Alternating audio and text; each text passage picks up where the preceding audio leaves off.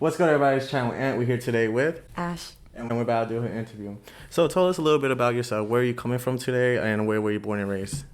So, I am born and raised in Staten Island.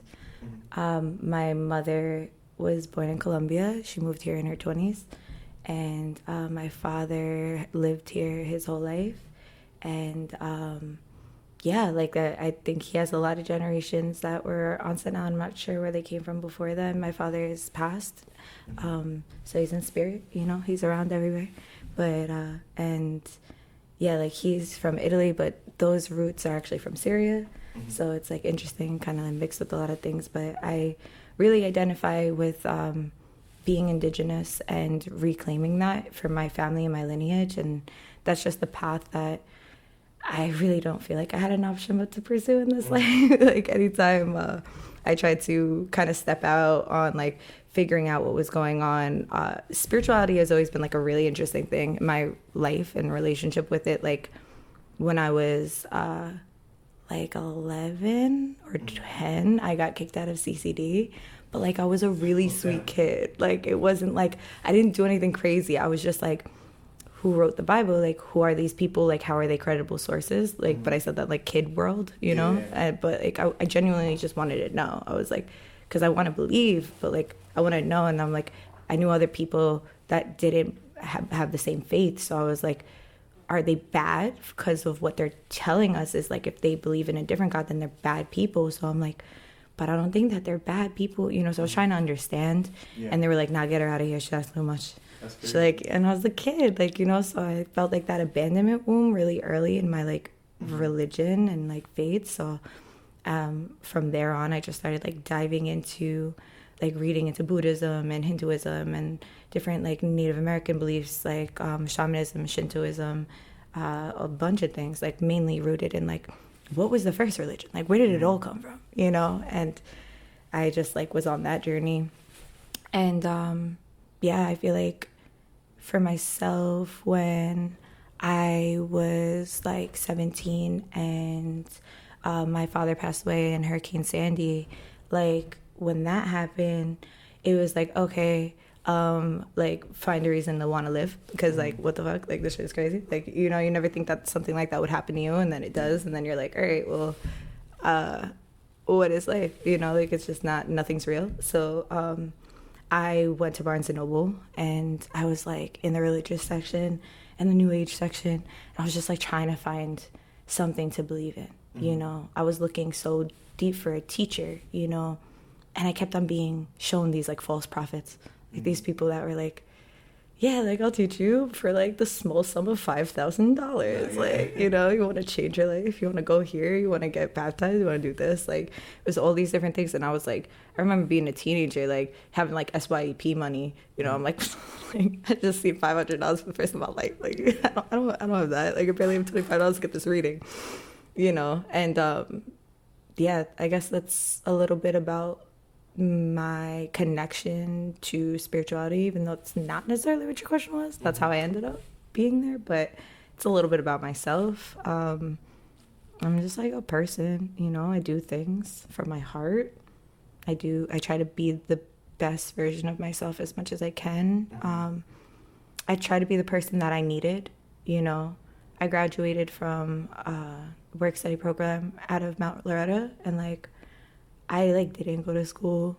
I used to cut school when no one was cutting school. Everyone's what's wrong with you? We're in middle school. People don't even cut school yet. And I was at Dunkin' Donuts, smoking a cigarette, just listening to my iPod, by myself, just not trying to be around and in the mix. And, I got in trouble. I was a vigilante, I was I needed justice. If I seen people getting bullied or if I was getting picked on, I'm you mix trauma with then getting picked on, and it's it's bound to come out in a certain kind of way. And it's I think it's funny because people meet me now and they're oh, you're so peaceful, you host these things, you do this stuff, and they don't understand how much pain came for me to find my peace. And that I just worked really hard to figure out who I was always. I'm the baby of my family too. My mom and my sister are 3 days apart. They're both Tauruses. And then my dad and my sister are 3 days apart, and they're both Capricorns. And then there's me, like July 5th, Cancer. Everyone's about to feel their feelings. Oh, y'all are Earth signs? Like, hold on. Hold my tea. I'm going to talk about how everything feels.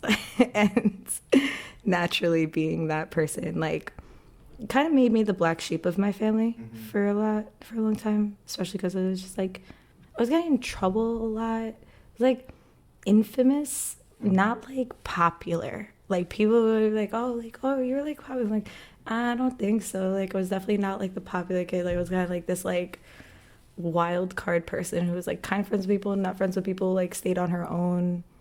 And like I was just known for things like cutting school and wearing weird things and having tattoos at an extremely young age and fighting, you know. And then when you have that kind of reputation, like it attracts that. So it's like once you're known for fighting, then everyone wants to fight you, you know. And I just remember like looking back at that, like I was talking to, I'm a mentor now. I'm the woman that I'm working with, like young woman that I work with, she is now 20, and I started being her mentor about 3 years ago, in the beginning of the pandemic.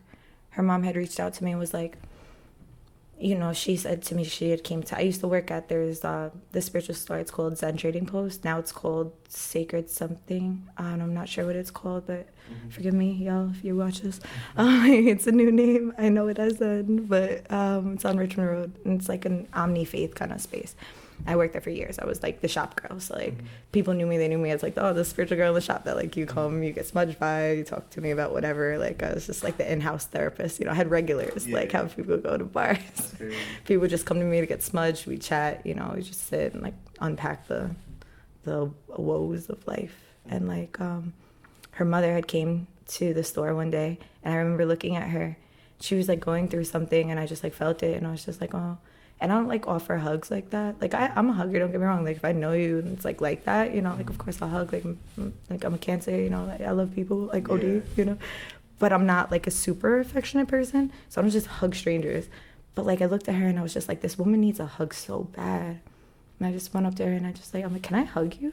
And she was like, yeah. And I was like, okay. And I hugged her. We hugged for like a minute straight. Like she cried, like broke down my arms. And then, like, that was, like, a big catalyst for her, like, opening up and starting her healing path, which, skip to the future, when her daughter was going through different things, she was like, you know, I put her in therapy, I put her here, put her there, and, like, I just feel like you helped change my life, and I just really would love for you to work with her. And I was like, well, first of all, thank you. I'm honored, but, like, I didn't hop in your body and change your life. Like, I'm not a guru. That is my thing. Like, I'm not a guru. Maybe I could guide you a little bit, but I'm a person.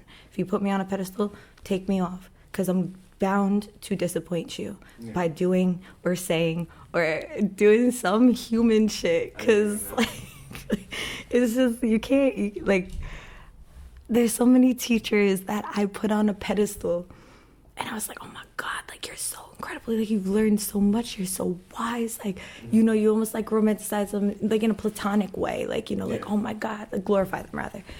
And, like, when I'd feel people do that to me, even still this day, I feel people do that to me, like, I'll do something stupid on purpose.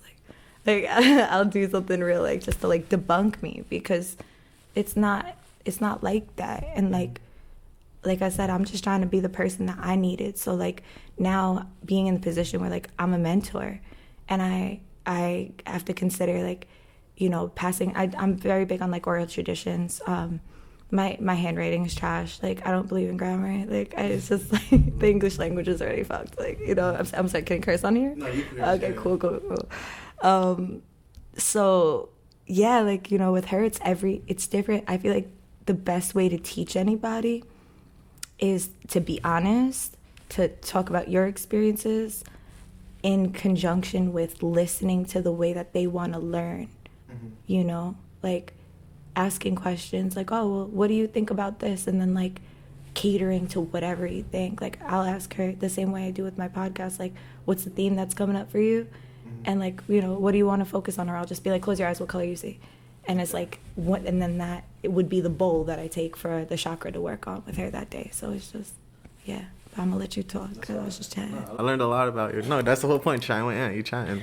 So as you mentioned, you felt like you was a black sheep in the family, and as you as a water sign, you know, people see you as sensitive. But we do have our guard up all the time. It all depends on the person. So I understand where you're coming from, and I'm really sorry to hear what happened to your dad. Like, prayers for that. What do you think, like, from all this thing, from your spiritual journey? What do you think that you learned overall from it? I don't know shit.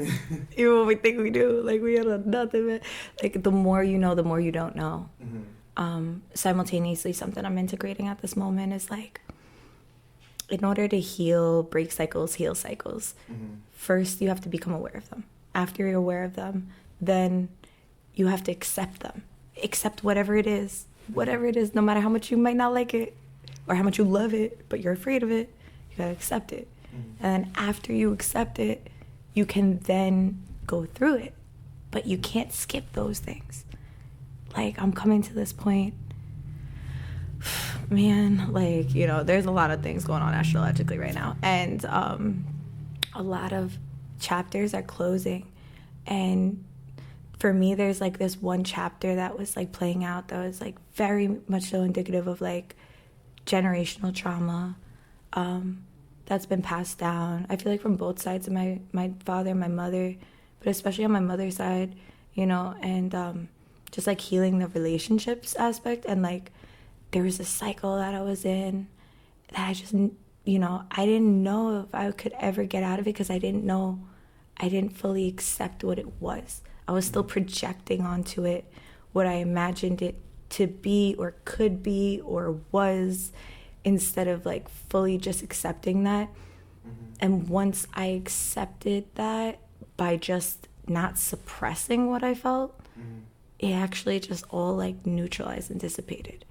And I was able to like heal through this like really intense like karmic relationship or whatever you want to call it, just like healing lesson. Like it could be a lot of different things, whatever, you know, resonates. There was a person in my life that I had to learn a lot from, that had to be reflected, the things that I didn't feel good about me or the things I did feel good about me. And then like also knowing that if that exists, you know, then something else exists that's even more on the same level, you know. And you can't just expect people to be who they're not, and you can't expect them to be who they were, whatever the case is. And it's like, you also, mainly the thing that, like, above all, because it's not even just with that person, it's with, like, multiple people and, like, the different relationships that I've been in since then, like, it's more so, like, not abandoning myself, you know? And I feel like when it comes to platonic and romantic relationships, I always, like, had a fear of abandoning people because I know what it felt like to be abandoned. Like, I had that wound. So if I felt like there was something I could do or say, like I was the person you can always call. And like being the person you can always call can really get exhausting for you, because then some people really take advantage of that. But yeah, like that's theme right now. That's what I'm like healing from simultaneously. It's crazy how things come up. Like when you accept and you heal certain things, and then like exactly what you prayed for starts to manifest in like multiple ways. And then you're like, whoa, like, am I ever ready for that? Like, that's wild. Like, that exists. That's crazy, you know? Especially because it, most of the time, shows up in a way that's, like, not what you expected, but it's right in front of your face, like, right under your nose. Yeah, I hear you on that one. That's crazy. I honestly I have another podcast called Unraveling. That's what we were talking about recently. Like, letting things from the past, like, let go. Because you're never going to change, or your mind's never going to be the same, because it's going to be stuck in the same cycle. And that's 100% true. You got to learn how to just save your energy for yourself instead of trying to save everyone else's energy. Because if not, you're going to burn out. Yeah. There's many times that I burned out too, so I could hear where you're coming from with that. What were certain articles that, or not even articles, like reading that taught you how to do that? Or like even people who like preached about it? So first and foremost, before I even get into books, I want to just shout out the people in my life, because I'm a very like in-person person. You know, Carmen from the Botanica on Beach Street, like that's been like the woman that I've gone to since I'm like a teenager. She's taught me so much. You know, the people over at Zen, you know, Carol and Anthony, I learned so much from them. And one of my biggest and greatest teachers, Jose Soto, my indigenous elder, like, I learned from chopping wood and carrying water. I learned from making mistakes in a safe space to be corrected and then remember them. And I learned by simplifying. I learned by doing and witnessing and observing and getting sick of my own shit, like leaving the city. I learned big on leaving the city because my elder lives up in Ithaca.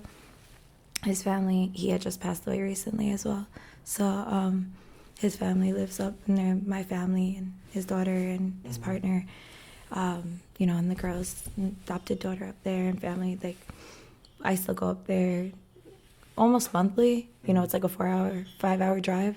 Like, that was the thing. It was the commitment. Like, once I found a teacher that I was like, once I was done looking for a teacher, that's when the teacher found me. And he was like, he was so funky, like, in the way that, like, you know, there's all these people that like, go by different names and this and that and all the feathers, all the, like, theatrics. And my elder is just like, hey, what's up, I'm Joe.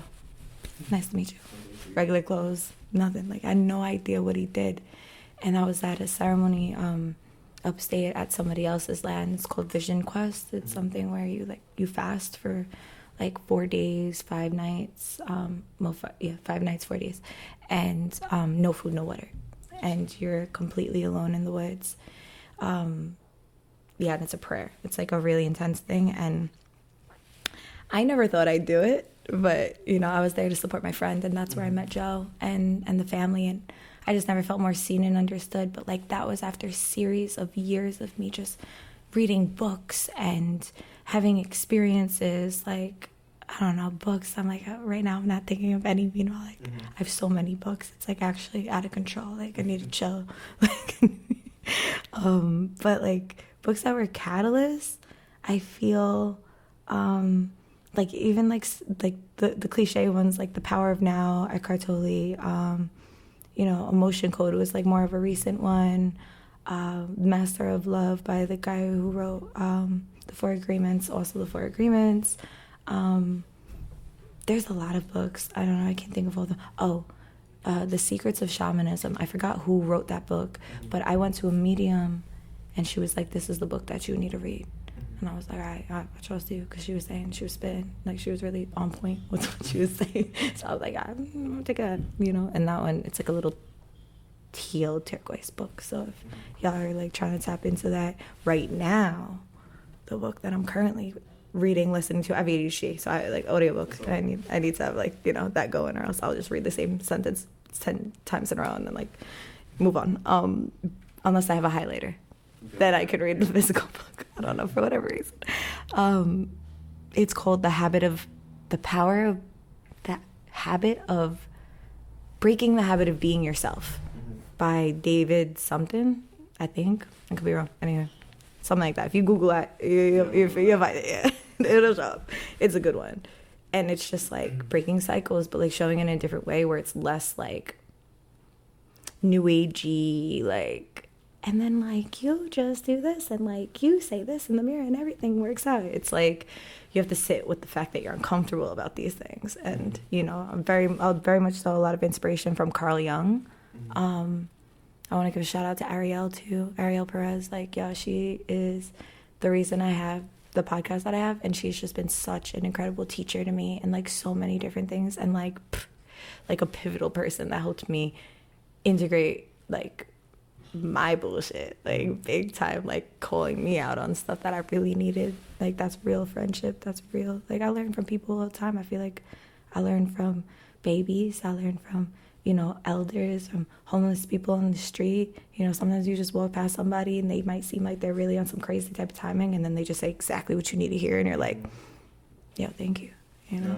Do you feel like everyone you like come across with, they always leave a message for you? Like, you just take it as a message like that? Or? I do my best to. Like, even when it's like getting a parking ticket, I'm like, well, should I even been here though? Yeah. Like, you know, like I not too long ago, I went somewhere I shouldn't have went. I went like back to my ex's house, right? And like my friend drove me there, and like her car got messed up because it started pouring and like water got in the engine. And I was like we had to unpack that together, because that was both the lesson for. She was like, well, I shouldn't have co-signed, and I'm like, well, I shouldn't have been doing that, you know. So we were like, ooh, You know, so I try to take everything like a lesson, because it's like, if I don't, like, then it gets into that, like, well, what's the point? That kind of energy. And, like, I'm not, like, a blind optimist. Like, I'm a chosen optimist. Like, I choose to be optimistic because, like, life has been, like, pretty challenging, you know? I feel like death has been, like, something that's centered so much in my life. Like, not only, like, I lost in so many different ways, so many different people, and every time someone dies, like, the grief is just different every time. And, like, you lose a part of yourself, you lose a part of somebody else that you can never get back in that way, but simultaneously it cracks you open for other things to grow. And yeah, I had to look at it like that, or else it was just, like, real dark. I hear you now. Everyone, I feel like my brother would always say, it's like either people coming for a lesson or a blessing. Absolutely. Either way, you're gonna learn from both ways. As you mentioned, Ariel, how did you meet Ariel? From Zen, actually. Yeah, she walked in. Her and Ari, they came in for an altar workshop that a friend of mine and I were, like, curating, expressing, like, how an altar is essentially like a 3D version of a what is it called? The thing that you put on the vision board, like a 3D version of a vision board. And we were doing that, and yeah, I met her there, and we just had each other on, like, Instagram, and then she came to other events, and I was just like, oh, you read? And she's like, yeah, I've been reading tarot for, like, 10 years, and she's, like, the big catalyst for me with, like, integrating tarot, because, like, I had a tarot deck since I'm, like, probably, like, 15. Okay. But, like, I'm like, this is overwhelming. This is, like, a lot of cards. How can I memorize this? I was very literal about it. How did you get into tarot? From her, or, like? So I had it. I was already into it, but I, like, always used oracle cards instead of tarot cards, because I was like I said, the overwhelm. Like, I'm like, there's so many cards and, like, so many suits and so many definitions, and, like, I don't know. And it's also very, like, Eurocentric. So I was like, I don't know. You know, it's like this person might not be blonde hair, blue eyed, because they're certainly not in my world. And you know, so I'm like, you know, but I remember, like, going to Ariel's classes. She used to teach these, like, incredible tarot classes. Like, each month she would teach a different element, you know, the different suits. Yeah. And then she would teach the major and the minor arcana. And she, like, did, like, there's food, there's, like she was like, here are the definitions in short, but, like, also, what are your interpretations? And, like, how can we evoke this out of you? So, like, all of the different books and stuff I read on tarot, my own experience getting readings, my own experience on trying to read myself, which is, like, you know, most of us know is, like, if you're a reader, like, you can kind of read the energy around you, but if you try to read yourself, like, you might as well just take a nap, because your head's gonna be spinning every time. Like, it could be very easy to do for other people, but for yourself, it's like you don't have access to it. And I guess because it's readily available, you know. So I don't know, however that works, but so I was trying to do that with myself, and I'm like, you know, I felt confused. And then once I started being like, oh, maybe I'll, like, do it for other people. And I was just doing that for free for a long time, just, like, for people around me, like, you know, just to provide guidance. I always was an intuitive in the way that, like, I could just give a reading without cards, but people need the cards because they need to be like, oh, okay, I relate this to this, so I can see that that's real. Because if I sit here and we're just sipping tea and I say something that I couldn't possibly really know, and it's something that you've been suppressing and not wanting to address, you're going to be like, this bitch ain't even real, that ain't even true. It's easier to do that rather than when there's a card there and it's, like, a heart with swords in it, and it's like, we know what's going on. You know, like, not much even needs to be said from there. That's cool. And you also mentioned that you and Ari pretty much started the podcast Dualitea. How did that come into play? Because at first it started in 2019. When I was going back, it started in 2019. It was just on Spotify before you started going on Facebook Live, Twitch, and all that stuff. Yeah. What made you want to start with just audio first? I didn't want to start with anything. So I had no intention of having a podcast. I, like, regardless of my Leo rising, or for those who aren't, like, astrology friendly, like, my seemingly outgoing ambivert personality, I'm definitely more of an introvert, and I'm like, I had a hard time being seen. I was afraid to be seen. So I was like, I don't know, I don't want to do that. She's like, come on, like, I think you would be great at it. Like, our conversations are amazing. I'm like, like, I'll try it because it's you, because I love you. Like, I'll try it, whatever.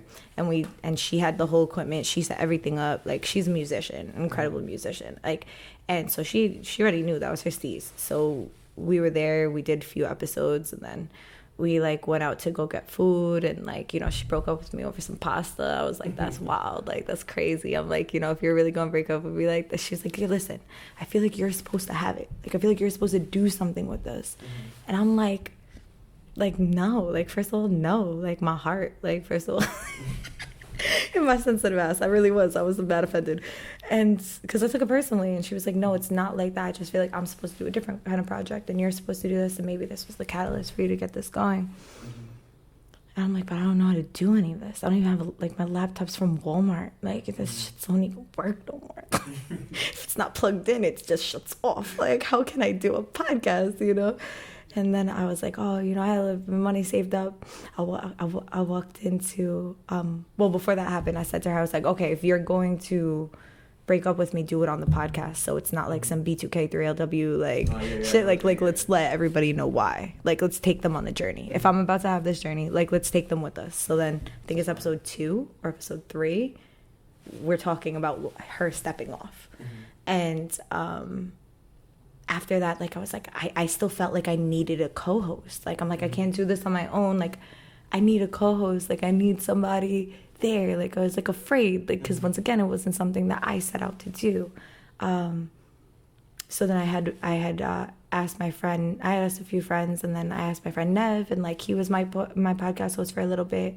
And I went to Apple, right? I walked in, I was like, let me get a MacBook Pro. I felt like a boss. I was respectful. Shout out to Kevin who helped me out that day. I still remember weird shit like that. It's crazy.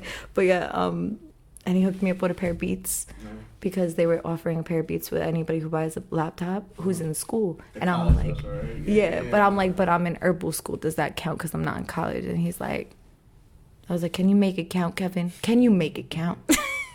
If the Apple Music, anyone's listening to that, mind your business. I don't know who Kevin is. I don't even know what we're talking about here. Anyway, moving on. Yeah, so then I was doing that out of my house, like in my room. Like, literally, I had one Yeti microphone. I was like just trying to figure out what gain was, GarageBand, and then like me and Nev just like 3 o'clock in the morning being like, what are we talking about? Boom, like, and like he's a Gemini, so like we were both like just high energy, just talking, about whatever. And then like I would edit it, and then that wasn't working out so well, and like COVID happened, personal life, there was just a lot of conflicting things. And then we decided to like go back and like do it again, and ultimately it came to the space where I was like, I felt like I was doing everything, and I expressed that with him. And we actually had a podcast about breaking up too, because I'm like, listen, I don't think it's gonna work out. Like, we can still be friends, like, love you, but like, I don't think it's gonna work out on this podcast. Like, I'm working 3 jobs and I'm doing all this podcast stuff, and I'm like, I can't. And I'm sure you can understand and relate to that, and that was the first episode I did at Hub 17 when we were breaking up. Like, at Hub 17, it was that, and then from there, my 7th episode. So how I got to Hub 17 was, Kenny reached out to me, which, if anyone local, like, y'all know Kenny, like, he's a man of very little words. He's an Aquarius. He's very like particular with who he talks to. I've been going to Hub 17 for years. Like, I always had friends who were musicians. I, had like people that I know and that are close with, or whatever the case, my interactions with them, like, they're always in the art scene, and like I was always the supporter, but I was the wallflower. Like, so I wasn't like, nobody knew who I was. I knew Kenny, but Kenny didn't necessarily know me, right? And during the pandemic, he like wrote to me. He was like, hey, like, I would love to do a photo shoot with you. And also, like, I don't know if we talked about the podcast there, but I was doing this thing where this girl, we were talking on the phone, we were both talking about how we're afraid of going live. And I was like, oh, we're afraid? Bet, let's lean in. I bet you, I dare you, like, every day this week, we got to go live 5 minutes a day. At the time, I was going by the name Akasha. So it was like Akasha in 5. Like, I was doing it on Instagram. And Kenny, like, tapped into it, and he was like, honestly, he's like, you're one of the most authentic, like, real people I ever heard speak. And I'm like, yo, first of all, like, that's a humongous compliment. Thank you. And second of all, like, Kenny said that. Like, like Kenny, like, you know, Percy's super good. Like, you know, we've exchanged like 3 words before, you know. I was like, wow, I felt so honored. And he's like, yeah, like, let's do a photo shoot. And I'm like, I'm not like a model. Like, I'm mad awkward. Like, I don't know what to do. Like, if you're okay with me being like awkward for probably like the first hour, half hour, I'm like, sure. But like, what should I wear? He's like, just be you. I pulled up with my Akatsuki cloak. I'm like, I don't know, you're into anime, but like, I'm like big into Naruto. And like, I pulled up like straight up on a tattoo top. Like, I had the hat, everything was really cool. But yeah, so that part moving on, we were chatting that day, like a smudged out hub, and like, he was like, why don't you do your podcast here? And I was like, I can do that, you know, like what, you know, he's like, yeah, you know, talked about the membership, like how we were gonna go about financially. And I remember looking at the setup and I'm like, this shit is official. Like, am I even ready for this? Like, I just have one microphone in my room right now. Like, this is crazy. And then he told me to come back, and then that's when me and Nev did the episode. And then moving forward, episode 7 was the first episode I did on my own. It's called Homage, where I just like honor everyone and everything that came before me, and I express my truth of going forward solo and just having different co-hosts come on. And I'm up to episode 87. Congratulations on that. Thank you. And how were you able to get the guests? Like, how did you like find them, or like what made you want to bring them onto the show? The guests? Yeah. It's really like divine how it happens. I have to be honest. Like, it's either like someone will ask me, or I'll ask them. Like, we'll just have a conversation. Like, whether I meet somebody, whether it's my Uber driver, like person I met, or a doctor. Like, I've had so many different characters on the podcast. Not everybody knows their profession, because I don't make this. You don't have to disclose it. Like, I've had like a few doctors on that didn't say they were doctors, because they're always a doctor. Every day they're a doctor. So for the time on my podcast, they just got to be a person. Because that's the whole intention, is like duality, like duality, tea like sip. We drink tea, I make tea, like I make homemade blends for everybody, and like in the morning, including Kenny always gets a cup. And yeah, like, and we just integrate about like showing the sides of ourselves that we don't traditionally show, so we can just remind ourselves like that we're not alone, you know, we're not alone, to create that safe space. I feel like it's like an extension of what I do in person, on the airwaves in the cyber world, you know, for just more people to feel like validated and seen. And also I think it's like my guests on the podcast, how I end up choosing people, or they choose me, or like how it organically happens is like I'll either be having a conversation, or whether that's online or whether it's in person, someone I bumped into outside having a tobacco or something. It could be anybody, you know. We just have a really real conversation that I feel like people should hear. Or if I meet somebody and I'm like, I would love to hear more about things that you want to express, you know. And how I go about it is, if like, you know, I decide, okay, boom, like I'm having you on the podcast, right? You're coming on next week, or like in 2 weeks, right? The week before the podcast, we're going onto it. I ask you, what's a theme coming up in your life? And you're like, oh, okay, like, you know, all these series of things are happening. I keep seeing 222, like this, that, everything's flowing as soon as I like stop like trying to control things, like whatever it is that you say. And then as soon as I can relate to something you say, then I put a pin in it. And then I'll give you like 3 topics, like 3 titles. I'm like, do you want to talk about this? You want to talk about this? You want to talk about this? You choose which one it is. We decide. And then I say, okay, I'll see you then. We're not talking no more. Okay. So that's just an organic conversation.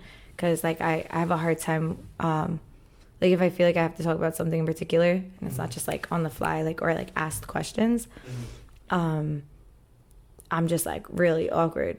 Like I'm just like, wait, what do I have to say? I'm gonna say it wrong, but you know, like I have to remember lines, which something new that I'm doing. I had a beautiful opportunity. I'm now the host of Raw Urban Sessions. It's Kimberly Eber's show over at CTV. But that's like TV, and that's like I have lines, so like I was like freaking out about that a little bit, but like that's like a beautiful opportunity. That's something like low key not everybody knows, like exclusive content, you know. But yeah, like that's how I go about having people on. You know, I had my mom on. I didn't say that she was my mom until the end.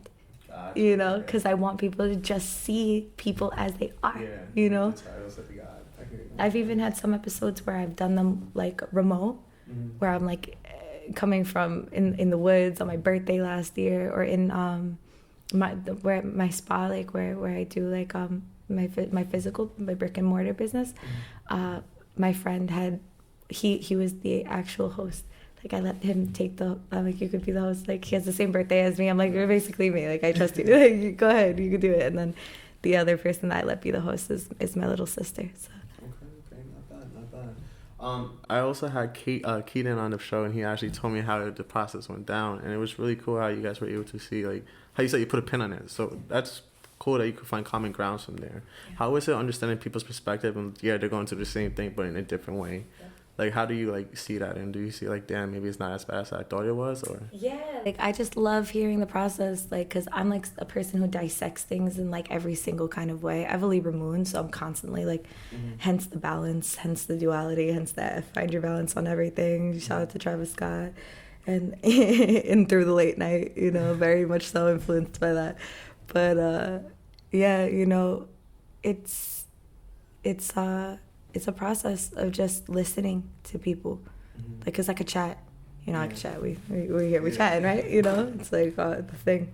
But I really like to listen and learn and, like, really give people my undivided attention, because I feel like we live in a space and in a world where, like, we're constantly distracted, whether it's from loud things outside, right? Or, like, our phone, or, like, you know, just like everything can be distracting. Like we're on our phone, we're trying to like do something, all of a sudden we're like accidentally scrolling on TikTok. Like we didn't even know. It's like you went to go like write a note in your phone and you just like automatically, you know. And so I think that just listening is really important. So like to hear, for other people to feel valid in expressing like their truth. I feel like I have a podcast for people who wouldn't traditionally go on a podcast. Like a lot of the people that I have on who are like, oh, I would never go on a podcast. And I'm like, but come on my podcast. Because like I would also never have a podcast, but I have one. So let's do it together. And where did the symbol, your logo for the podcast, I know it's a yin yang symbol, what does that represent to you? Like it's meant for balance and all, but like for you? So Ariel and I, we created it.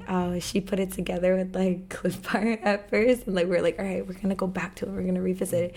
I've been saying I'm gonna like revamp this logo, but I'm like, it just does the thing. Like I literally have it tattooed on me. Like it just works. You know, like maybe I'll clean it up a little bit, like do something. But yeah, it's like tea, like sip. Like it's not just like tea, like you know, drama. Like it's like tea, like you know, communing with another person. The yin yang is the balance, you know, so it's like there's the black with the white in it, and then the white with the black in it. It's like the good and the bad and the good, you know. It's like one cannot exist without the other. And it's not even necessarily like bad and good, it's light and dark, right? So it's like it's yin and yang. What is yin? Yin is the black. It represents the divine feminine, right? The subconscious, the formless, the metaphysical, like the creative, right?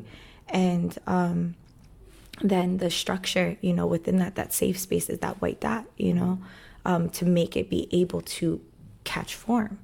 And then the white side is yang, and it's like the giving, the doing, the action, the sun, you know, like it's the masculine aspect of like structure and stability. And yeah, like that's what yin and yang means to me. It's like, you know, yin being like the moon, yang being like the sun, and ultimately just finding balance, you know. And it comes from like the origin of the Chinese peoples and, you know, and different Asian culture. And something that I actually realized, because like I'm very big on like origin, so I was like, all right, well, should I actually have more of like an indigenous symbol as my podcast like logo? Like I've been really diving deep into that. Like I'm like, oh, maybe it's time for me to change it. And like I was really giving it space. And I was doing so much research on so many things, come to find out that the indigenous people of Colombia, their origin, like there's so much Asian people come from China. So I'm like, even when I didn't know, like that could very well be like, that is a part of my origin story. Like even the indigenous peoples of Colombia, like there was a lot of Asian people that came in, you know, and mixed with African people, created like different indigenous peoples, and like why we look the way we look, you know, and look the way we look now. And so I was like, oh wow, like I always want to go back to root, because I don't want to take anything from anyone else's culture. Like, you know, I want to just honor everyone the best that I can, like, and do the same. Like that's really what I stand on, my integrity as a person, not only as a creator. That's just like the extension of who I am. Like I don't put on a show. I'm not a social media personality. Like I'm gonna do some awkward shit. Like I don't even edit out the bloopers. Like you'll see me spill tea on myself, like choke, burp, sneeze, like do like weird shit. You know, I just had my eyelash stuck in my eye. Like, you know, you can keep it in there. It don't matter to me. You know, it's just like about being just like a person. Yeah. So like, and I feel like the duality just embodies that, like, of what the experience is, like finding balance through taking time, like of the comfort of like having tea, like having a space to talk with somebody about it, so that you can get out of your head. Good, because like even for me, like I'm an audio processor, so like I can write it down, I can think about it, I can think about it, write it down, draw a picture about it. But if I don't talk about it, it's not gonna slap. It's not gonna like register, because once I say it outside of my being, then I'm like, then we gotta do something about that now. Like, like people know we gotta do something about it. That's fire. And besides doing podcasts, you also sell your own little products as well with Ashesandherbs, correct? And how did I saw actually, before you asked how that started, I saw the post that you put on on that page about your name Ashley, and how you didn't feel like that represented you as a person. Can you tell me a little bit about that?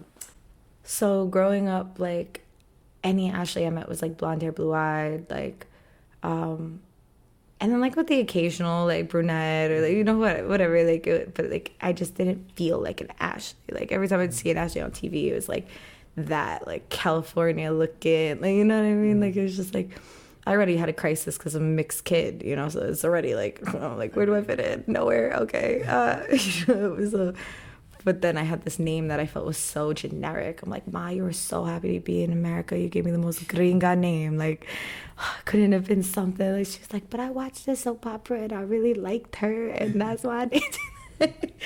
And I was so resistant to that name for so long. And I was resistant to Ash. Most of all, I didn't want people to call me Ash, which is funny because I go by Ash now. And, yeah, and then I just, like, long story short, to put it in a nutshell, like I was very resistant to it. I always wanted people to give me a cool nickname. I got like some random ones. They definitely didn't stick. But yeah, then I actually like a name came to me in like a spiritual way, and I started going by the name Akasha. And like Akasha is like also like AKA Ash, like, with the spelling, and like what it means is in Sanskrit, in like Hindu traditions, it means ether, right? And then like it's like the formless, it's the element that people don't ever like really pay attention to, but actually keeps everything together. And I like felt like that as a person, you know. That I was always in the shadows, supporting everyone, not wanting to be seen, but making everything flow and go. So I was like, that's me, you know. But when you go by a name like that, people start treating you like you're a name like that, which I am, but I'm okay without that kind of attention. I'm okay without that kind of praise. I'm okay without that type of like perspective. Like it took me a while, but like I think I started going by Akasha like when I was very much so like immersed in the spiritual arts. Like in fact, like I could have really used to take like a business class or like learn how to like do my taxes or something, like ground myself, because I was like not in this realm. And yeah, like, so that's what I was going by. And like every time someone would call me that, they're invoking that. So they're invoking ether out of me. You know, our names are important. Like language, words, they're important. Like when we say them, spelling, you know, shit like that, right? It's like, it's mantras. We're affirming things to ourselves. And, you know, when I was rejecting my name, I was rejecting myself. I was rejecting the name that my parents chose for me, like a part of like, you know, who I am. And then when I was embracing this other part, which is still very much so an aspect of me, like some people still call me and I don't really care. I just stopped going by it. Because one day I woke up and I was like, I want to be on earth. Like I want to be, earth, wind, fire, air, you know, water. Like I can't be ether. Like this shit is, it tends to be ether all the time. Cause I felt like almost like a black hole, like dark matter. Like it's one thing to not want to be seen, but it's another thing to like really not be seen in what you're doing, and then be seen in what you're doing, and like completely not understood. Because what do we know about ether? Yeah. You know, it's like, so what am I asking to be invoked out of me? And yeah, so then I woke up one day, I literally was just like, changed my Instagram name, changed everything. I made my Instagram handle my name backwards because it was Akasha's reality, and then it was Yelsa's reality, which is Ashley backwards. And that brings me to Ashes and Herbs, which is like, I've been making natural products for like probably like 10 years now. Definitely 10 years now, actually. Like I'm 27, I'll be 28, so without a doubt, even maybe a little longer. I learned, shout out to Ava Quinns, like big shout out to Ava Quinns, incredible soap maker, local soap maker, who taught me how to make soap, taught me how to make a whole bunch of things. And yeah, she has been putting the batteries in my back for years. Like, you need to make your own business. Like, I love that you know, that we work together and like we do different things, but like you need your own, because like she's like very holistic, and then I'm very like spiritual, and I bring that essence to it, you know. And I was just like, you know, what I want to do with my brand is create something in between ceremony, like something that's like more than your average soap, but like it's not your cure-all product. It's just something to remind you. So for example, I have this soap right here. It's called I Believe in You. And I made this soap from scratch, like literal like components, natural, like, you know, like the whole process, like the scary part of making soap, everything, you know. And I feel like a mad scientist, like making it, but like instead of using regular water, I used moon water. So it has Aries full moon water in there. Cool. So it's like a baño, you know what I'm saying? Like it's like a bath, you know, for those who aren't familiar with what that is, it's like a spiritual bath, like cleanse yourself. If you can't smudge yourself, like, I mean, I would hope that you got to wash your ass at some point, right? So it's like, might as well do it in that way where you can take off the energy too. Like, not only are you washing yourself with like a really nourishing all natural bar of soap that has like amazing botanicals in there, all really good source, like fair trade and like organic essential oils and things of that sort, at a specific blend that I made specifically for the intention to believe in yourself. So like I've been making the moon soap for like 5-6 years, probably as long as I've been doing the meetings. And I made this one different because it's I Believe in You, because I made an elemental soap. Like I love Avatar. I like made like the elements like based off of like my perspective of elements, but also Avatar. And they gave me the ether soap, which was like Avatar and like Avatar State and like whatever. I made the other ones, and it was like really cool. But I had pieces, like crumbles of that left. So I took those crumbles and I put it into this one, and then I used the moon water, and then I put purple in it. I was like, it needs something different. Like it needs like crown chakra, it needs like third eye chakra, it needs to like clean the head. And it was 22 going into 23, because like when you make soap, you have to make it in advance. It has to cure for like a month. So I remember like Ava was like, so what are you going to call this? And I'm like, I don't know, but I believe in me. I believe in me, and I believe in whoever's going to buy this soap. Like, may this soap help them to believe in themselves and wash away anything that stops them or hinders them from believing in themselves. Like, I was just like really speaking that into there. Like, I always pray over anything that I make and like smudge everything. It's like a ceremony for me when I make products. I've always done that. I made them for people. I would just give them. I didn't sell them, and then I did sell them sometimes like on like my stories on Instagram. And then yeah, so that's like, so then I was like, oh duh, like it's I Believe in You. That's what the soap is. You know. And then I have like the candles and stuff. Like I didn't bring the one that I wanted to bring here today, but and what made you want to make the candles as well? So I love candles. I love everything about candles. I've always loved candles. I used to pour candles for myself and like my family members. I love the ritual of lighting a candle. I love the ritual of using water, like to use these elements, these natural things. Like, you know, I love crystals, and like that's another natural element, things of that sort too. It's like,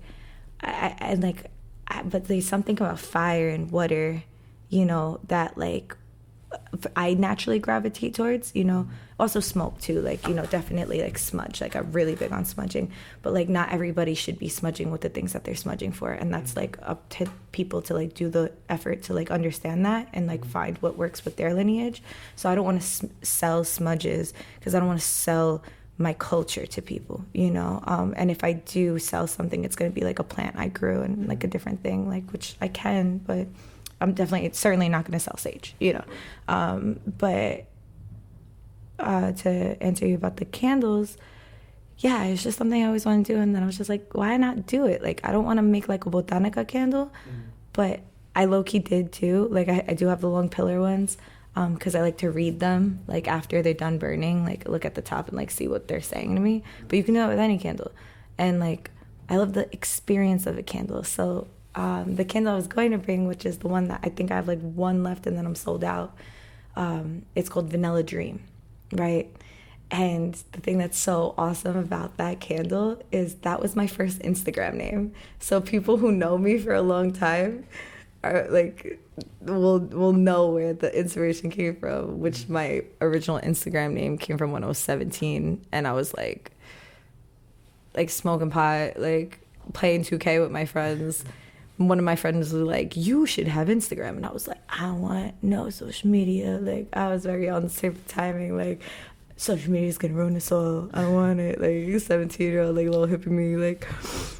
And then I was like, you know what, fine, I'll do it. And I'm like, what's gonna be my name? And I was like I said, you know, it was a lie. So I was like I was eating vanilla ice cream, and I was like, vanilla. And then I like looked at the book I was reading. It's Lucid Dreaming, and I was like, dream. That's it. Something so like silly and simple. And then the candle, what the candle symbolizes is there's a prayer on it, and the prayer is like to embody, to thank all versions of yourself, your inner teenager, your inner child, and to thank everything that got you to this point, and to honor it, to release any shame of anything that you did or you may have learned, because it brought you to where you're at now. And like, you might have not been there if you didn't do those like awkward, cringy ass things, you know? So it's like, just embrace them, you know, or let them go. And when you light that candle, my intention is to like of making it and calling it that. And it smells like a vanilla dream. It smells incredible, like, if I do say so myself. But I worked real hard. Like, I'm really like a mad scientist when I be in the lab. Like, I'm like sitting there, like I have like 17 different essential oils. I'm like just like measuring things out. I got the tubes, everything. Like, it's wild. It's like really cool. I always say I'm gonna record the process, but it's very sacred to me. So I tend to not, you know, I don't like that struggle. I'm sure you understand, being creative and like just doing things from your heart, like wanting to do them and like being like, oh, like I have to make the content for it though. Like, you just want to do the thing. Like, you know, I pray that we all come across the capital and the funds and the positions where we can just pay people to do that feel good about doing that, so we can just continue to cultivate and do the things that we want to do and create the way we want to create. So yeah, like that's what brought me into the candles. And I got these really cool candles that I make that are like, I call them embodied baddies. And they're like, it has like a mushroom top, and it's like women's silhouettes, right? And I actually, exclusive content on here, I'm about to do a drop. I just made 2 new candles. One's called Sun, the other one's called Moon. So yeah, it's a reflection of the yin yang energy, you know, and like to bring the balance to the masculine, the feminine, the giving, the receiving, all of that. And then I also made some new candles, because like the wax blend that I make, I wasn't adding any dyes or anything to make it a different color. And then I was experimenting with it because people were like, you know, all the lovely brown people in my life were like, why are there no brown candles? And I'm like, well, this isn't even really a skin tone, but like I can make it, you know, it's like a greenish tinge because it's like a bunch of different waxes blend. But I'm like, all right, I'm like, yeah, like, you know, I'll figure it out. And I bought like this eco-friendly brown dye, and it was like very red, you know, it was very red. So I was like, then just turn out red. And I was just like, all right, fuck it, like I like them too, like, you know, I'm like the women of the earth, like. And you know, I figured out how to make beautifully brown candles, and I am using cacao powder. It's like I'm using like cocoa powder. So like yeah, so like literally like it's pure organic cocoa powder, fair trade from Peru. So it's like really cool because it's just like it's natural, it's natural and it's nothing that's going to be bad for your air. Burning those candles are a trip because you literally watch their body melt and then like fall down. Like my intention with those is to set an intention for your body, to set an intention for like what you want to give yourself, like in honoring your body. That's why I have them in different shapes and forms, because it's like to not be body dysmorphic in 2023. It's like, are you breathing? Like, like unfortunately, I hope everybody has confidence, but like, geez, like, like we live on social media, we're constantly comparing ourselves all the time. Like, I just want to provide that energy too. Like, it's just like feeling safe within my body, because I've been really focusing on that in the past few years, and just like being with myself, and like no matter where I'm at, and just staying with myself and not abandoning myself. And like that's part of the journey of like birthing this business, birthing my duality holistics business. Like these were my babies that like I wanted to birth for like over 7 years. Like I've been an esthetician, licensed esthetician for 7 years. I studied Reiki. Like I go back and forth with how I feel about Reiki right now in my life, because I just don't like, honoring lineages and stuff like that. But I got up to my master's, and like I learned it in a really integral way. So I'm just integrating that. Providing the different holistic services. Like I do steams for women that I've been like, studying with for like years, and provide different services for just different people, like according to. And then I also do monthly, because I did everything for free, right? Yeah. So now I'm like, okay, I pulled out the LLC. I'm so grateful I did. Mm-hmm. And when I did it, because like shortly after that, my elder passed, and like, I feel like it kept me going. Mm-hmm. Because if I didn't do it then, I don't know, I think I might have been grieving too hard to like be able to pull it out after. Mm-hmm. But I did it on 11/11/22. Mm-hmm.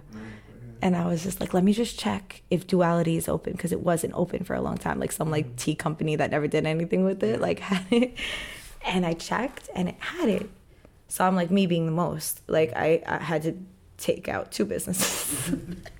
So that's Duality Holistics and Ashesandherbs. Like, and that's kind of like how they're going. And yeah, now just providing the space off those services, especially here on Staten Island, because I traveled high and low to be able to receive anything like that. So, yeah.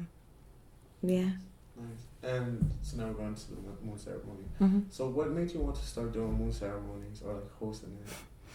So I moved to Colombia. I was like, I'm done. Mm-hmm.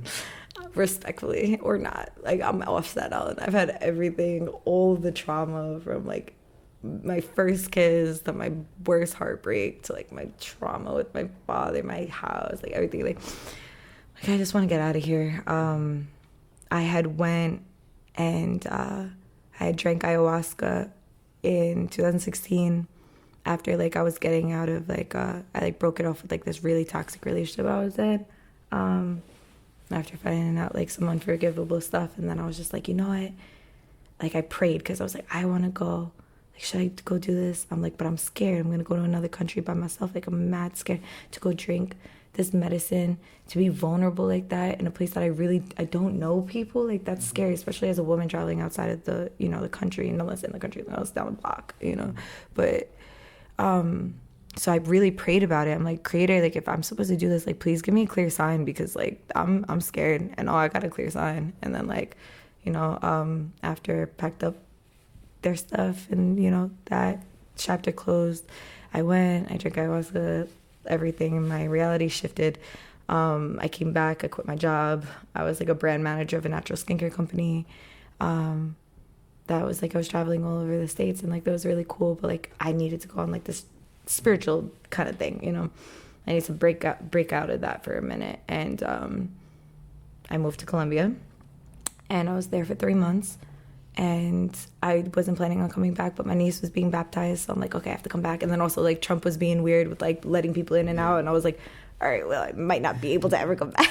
So I'm like, am I okay with that? And they're like, no, I gotta go, So it was scary times at that time, so I was like, all right, let me get back. And I did, and literally, so I was in Colombia, I was on my tia's balcony, and I'm, like, smoking my Lucky Strike blueberry cigarette because they have like flavors out there, you know. And I'm just like praying, and I'm like, Spirit, like, am I supposed to live here? Like, because I wanted to open up a spa there. Like, $500 in Colombia gets you far. You know what I'm saying? It does a lot more than it does here. So I'm like, oh man, like, yeah, like, should I stay here? Like, I'm starting to like really understand and integrate Spanish. Like, I'm learning more. I feel more sovereign. Like, I can really like make a life for myself out here, and it could be detached from all of that that's back there. Mm-hmm. And it almost felt like I got slapped in the head and laughed at. Like, that's literally what it felt like. Mm-hmm. I was like, what?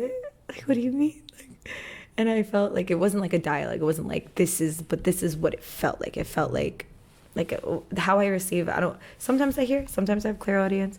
It was just very clear sentient. Like, I felt it. It was like a knowing. And it was like, you need to go back to Staten Island and like essentially be the person that you needed. Like, why do you think you had so much trauma there? Why do you think you're there? Like, to just go to Colombia, like, that would be cute. Like, get your ass back over there and like start being the person that you needed, essentially, was like the vibe. So I was like, oh, fine. I won't have these delicious fruits and empanadas and ajiaco. Okay, like, I left. I came back and came to Staten Island. Within like 3 days, I get a phone call from Zen. Carol called me and was like, hey, Ash, like, do you need a job? Like, I need somebody to work in a shop who actually knows what the fuck they're talking about. And I was like, all right, you know me. Like, I'm a geek for this shit. Like, I literally will sit there, fixate every detail of all the things, you know. If I could regurgitate back to you is another thing, but like, but I will like really do that work in. And yes, so I started working there. Decided I was going to stay in America. Skip to the future. 2 people that were there were like, oh, like, we want to do like moon ceremonies. And I was like, have you ever been to one? Like, and I was going to them for years. Like, me and my mom would go to the Manhattan or like different places. Like, I love that they were by donation. A lot of them are like women run. There was this Brazilian woman who used to do them. I thought they were really cool. And he was like, I was like, have you ever done one? And they were like, no, but like, we heard of it. Like, so how are you gonna host one if you've never been to one? Mm-hmm. Like, I'm a little like OD, like, when it comes to certain things like that, but respectfully, it's just like an integrity thing. But they're like 2 like fire signs that were just like, yeah, no, we're just gonna like do it, you know. And I was like, okay, you know. I'm like, they're like, can you like teach us how to do it? I'm like, I guess. I'm like, but I'm not doing it though. Like, I don't want to be the one talking in front of people, standing in front of people and talking in front of people. I don't want to do that, you know.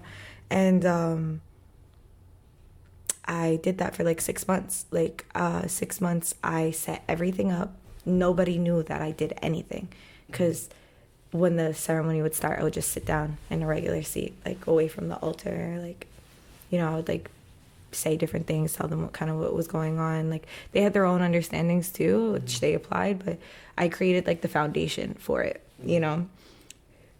Excuse me. And then my friend Amelia was like, yo, you need to come up here. Like, you need to get credit for what you're doing. And like, I was hitting the point where I was starting to get resentful too, even though it was my own. Like, I created that space. Like, I didn't want to be seen. I didn't want to be praised.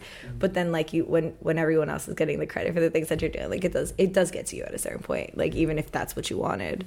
And yeah, that was like 6 years ago. And yeah, I didn't feel like I was trained enough to do anything or worthy enough to do anything. I was too young. Like, I felt like that for a long time. And I'm like, well, what am I actually doing? I'm just like creating a space. Like, nobody's coming here to like be a cure-all. Like, we're just creating a safe space for us to like open up, to talk to one another, and then to let go of some things that no longer suit us. And since then, you know, like, I felt very like married to it, you know. And then like time went on, and like the people that like my friend Bria came on, and then both like during the pandemic, like it just shifted a lot of things for a lot of people. And like, people were like, can you do this on Zoom? Like, we need this right now. And there was times like I was like, I don't even know if I have the capacity to hold space. And the beautiful thing is like the community held space for me. Like, there was especially a time during the COVID that we did a video, because I'm like also like I'm in our generation, but like I'm also like ancient in a big way, where I'm like, how do I do this Zoom shit? I can put it once I figured it out. Whatever. I skipped to like probably 3 episodes. Podcasting again. Sessions, moon meets, moon ceremonies. And there was one where my mom had got COVID, and like she was in the hospital for 11 days. So when she came back, she had long COVID, and she was on the oxygen machine, and she wanted to come on the call and just watch it, looking at my mom with like the oxygen machine on, like being there. And like when she shared like where she was at, like, and like how she literally just like gave a high five to death and a hug to it, and was like, not yet, straight up. Especially as a person who already lost one of my family members, and like watching my mother get taken out on a stretcher was like very like PTSD, you know. So yeah, like that brought up a lot of emotions, brings up a lot of emotions right now for me. And you know, the community, everybody on that call, there was people from New Zealand, there was people from Canada, like Florida, California, like all over Staten Island, you know, some New Jersey, and like everybody like just really held space for me and my mom. And that was like one of the most powerful and beautiful things I could have ever asked for. You know, at that time, I started doing it on my own. Because the people I was doing it, co-facilitating with, they didn't feel resonant with it anymore. But I was like, yo, people need this bad. And it's like, and it's by donation, by the way. It will always be by donation. Like regardless of what anyone or anyone says, like there's a suggested donation, 20, that'll go, you know, 50-50. It goes to me and whoever is the location, wherever I'm at. I'm very blessed that, you know, I've been able to do it like that. I'm always very transparent with where the money's going. Like yesterday, I just had a moon meet, and the money's actually going to one of my sisters upstate that is needs like an urgent mutual aid. So like actually, well, 100% is going to there. But it's by donation, because nobody should be turned down. You know, I was the broke kid who literally didn't want to live, like fighting for my life to find purpose in it, and I found value in those things. And I would go, and if I had $5, I'd give $2.50. You know. Sometimes $3. If I had $10, I'd give $5, you know. Sometimes I'd give $2. Sometimes I wouldn't have anything to give. But I was so grateful that it was by donation, so I won't ever change that. And it's open to any age, as long as, like, you know, like, especially if it's, like, the babies. Like, I've had my friend who brought her son who was 10, and he literally, like, he made the whole moon meeting. And I shifted it from moon ceremony to moon meeting, because although I can open up directions and things like, because I haven't been sanctioned to do that. And that's something that I'm learning. You know, I've been involved with my indigenous community for about like 5-6 years now. And like, I'm unlearning all of the shit that like, even me, a person who like didn't feel like I was worthy to do things, still like has that like that colonizer mindset that we're all unlearning. Like, it's like, I need to be sanctioned for that. And it's not just because I can't do it. It's because I need to be ready to hold that kind of space. And especially being the only facilitator, that's a lot on a person. Especially like when the moon meetings can vary from like 5 people to like 45 people, you know, and it's different all the time. The weather is getting nice, so I'm about to be Miss Frizzle and take everybody on school trips. Like I do like different fires and stuff. We'll put like a fire together, like various places on the island. If you're the police, we're not doing any of that, you know. None of that's happening, you know. Mind your business. And but yeah, so that's why I do it. I do it because I need it. I needed it. I will need it. I know people need it. And like a lot of people come back and like say something like, yesterday there was a woman that came that had like a very profound experience at one of them, and she's just like giving so much gratitude like to the space and everything. And I was already crying. Like, she made me a beautiful keychain. She made me like, it's so pretty. Like she put the different charms on it, and she was like, this is what I think of you. And I was just like, yo, like to see what she looked like when she came in, like to see where she's at now, like I don't take any of that credit. She did that. I created this space for her to do that. That's it. She did that. She could have came into this space and never thought twice about that. And that's the thing, like, big green flag when you're looking to work with people spiritually and holistically, when they don't pitch them to you when they're pitching you to you. Like, they're like, you need you don't actually need me, but like I can help you, but like you don't need me. Big red flag is when it's like, you know, do this course and it's like everything in your life is going to be better for like the small payment and like the pressure and like all that stuff. And that's the same thing not only in spiritual realm but like in the financial realm too, in the fitness realm. Like there's always pushers and all these different things, and it's like the toxic positivity and like, you know, those things. It's just like it's just another colonizing like aspect. It's just like capitalism, like just like taking. It's like, what are you giving? You know, like I said before, I don't even think I finished the sentence because like thoughts and like, you know, all that. And but I offer pro bono to people in the BIPOC community and single mothers. Once a month can come to me for a treatment. You know, they just have to write to me like what treatment they want and why they want it, and if they can't get it that month, I'll put them in for another month because I need to do that. I need to do that. Like I need to, like I would do it all for free. I literally had to get told, like I used to get sick because I would do things for free. My elder was like, Mija, like I understand your heart, like I get you, like I really do, but like you need an exchange. Even if someone doesn't have money, even if they pick you a flower on the walk to you so that you can give that and give that to your spirits like that, so that you could honor that, so that you're getting something because your time is valuable and what you're doing is valuable, and the spirits need that too. Like if you're provided for, then they can provide for through you. Like that's just the way it works, you know. So yeah, so like just cultivating like price ranges, making like sliding scales feels good for me, so that people could be honest with themselves. Like, do I have $55 or do I have $155? Like, where am I at on that scale, you know?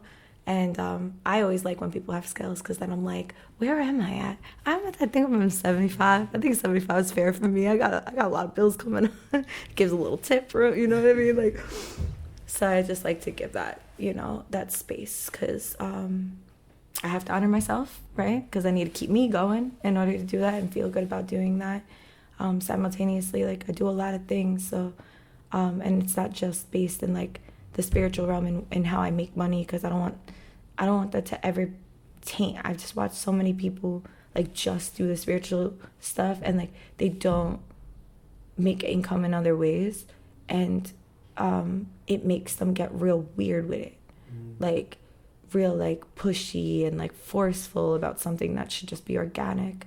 And like, listen, I got no I was gonna say I got no shame in my game, but that ain't true. Like I ain't doing every job, but like like for example, like I just cleaned an Airbnb like yesterday, you know what I mean? Like I did that, and then I worked at like I promoted this for this other company at this event, you know?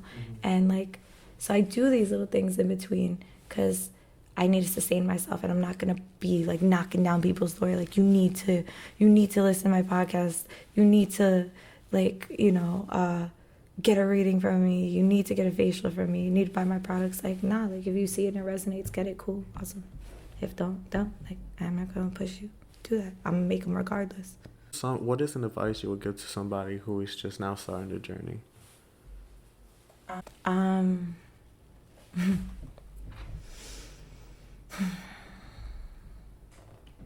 Discernment. You can't eat from everyone's cooking. You can't drink from everyone's drink. You know, you can't expect you out of everybody. But if you exist, that means other people like you exist, and you'll find your people the more that you're honest with yourself. And although that can be scary, it's the only way through, truly, I believe. And pay attention. Like, not only pray for things, but pray for the capacity to be able to discern the signs. Everyone wants to pray for signs, but like, what is your capacity to be able to discern those signs? Like, signs are always around us. You know, whether it's the person that you help out, the person who helps you out, the things that you're saying could be exactly what you need to know to like change your life. It could be the conversation you have in the pizzeria, the song you hear on the radio at the exact right time that you needed to hear something. It's about believing, you know, believing in what is unseen. You believe in gravity, right? You know, you believe in these other things that, like, I think that people get confused when it comes to spirituality. They think that you can't believe in science. I didn't even believe in astrology at first because I was like, I'm not a Cancer. I was mad suppressed. Like, I was not crying for most of my life. I'm like, definitely not a Cancer. And then I told somebody, shout out to my friend Bree, put me on to all of the astrology things. She was like, what time were you born? For whatever reason, I just knew it off the rip of my, I was like, oh, you know, da-da. She did my whole chart. I was like, I have to get it tattooed. Like, I have to, so I don't forget it, you know? Like, I was like, I need to get it. And she made me a believer in that way. But, like, I didn't believe things immediately. Like, when people say, I don't just believe everything, you know? But to feel, to not be afraid to feel, you know? We intellectualize our emotions, but when we are able to actually feel into them, it's not usually words, it's just present and feeling in our bodies, you know? And I would say just don't give up on yourself. And, like, every time you want to, like, call someone or do something to eject yourself out of your own body and that discomfort, like, make yourself a cup of tea and just treat yourself like, you know, that little, like, you as a kid, like, who would you feel safe around? Like, who would you want to be around? What did you need to hear when you were being told, like, you were too much or too loud or too little or too whatever? And tell them that, you know? Let them know, like, that you're there, like, for the long run, and that you're going to always be there, even if you're a brat, too. You know what I mean? We'll be brats together. You're still the same person, just different versions of different ages, you know, different capacities to comprehend. Yeah. I like that. What else should we expect from you coming up this year? As you mentioned, you have 3 new products coming out. What else should we find out more about you coming up? You know, this year is, for me, it's the year of embodiment. It's the year of everything what that means, like, just really showing up for myself in a way that, like, I know I deserve. Like, I know my worth now. I worked real hard to get there. I worked real hard to, like, be able to really appreciate myself in that way. And it's like, I've been doing this stuff for too long for me to, like, have, like, doubts about it, you know, in that way. I mean, of course, I could always find doubts, plenty of, anytime, like, but I really, like, fuck with me, like, and I am going to continue to give myself space to expand and whatever that looks like. And I'm just listening to Creator, man. Like, I don't really know exactly what I'm going to do within my whole year. I know I'm gonna hit 100 on my podcast. You know, I'm on 87. I'd love to have you on my podcast so you can have that experience too. Yeah. So you can expect that. You expect you to come on the podcast, you know. I would love you to come on the podcast as well. And, you know, just creating more safe spaces. What you could expect is growth. I'm going to keep growing. I'm going to keep glowing. Like, there's so much more momentum I have in myself because of how much value I have on myself. And, like, you know, you hit a certain age, like, I'm 27, I'll be 28. And, like, there's so many different things that happen. And it's like I want to value the time I have with my mom while she's still here, you know. I want to value the time with my family, like, my nieces and, like, the people around me, because I don't know how long I'll be on Staten Island for. You know, I love it here, but I don't know how long I'll be here for. And I just want to embrace and embody. That's what I got for this year coming up. And if I could think of anything else, then I'll let y'all know. Thank you again for coming on the podcast. It was an honor to have you, and we definitely learned a lot about you. And it's really cool from your story, literally. Like, your story is very motivating. It's very powerful and impacting. Where can we find you on Instagram, YouTube, and all that? You know, on YouTube, if anybody knows how to, like, really work YouTube, you should probably hit me up, because I don't know how to work YouTube. So my podcast is a mess on there, but you can find me at Dualitea, Dualitea podcast. You can find on all streaming platforms, Spotify, Apple Music, Dualitea podcast, you know, same spelling. If you try and get my personal page, it's my name backwards, Yelses_reality. Dualitea Holistics for my holistic brick and mortar, like, physical, like, local business. And then Ashesandherbs, exactly what it sounds like.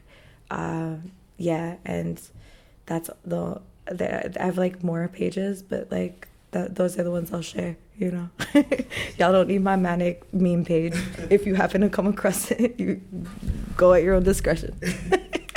Once again, thank you guys and everyone. This was the channel with Ash. So thank you for watching the interview and stay tuned for the following week.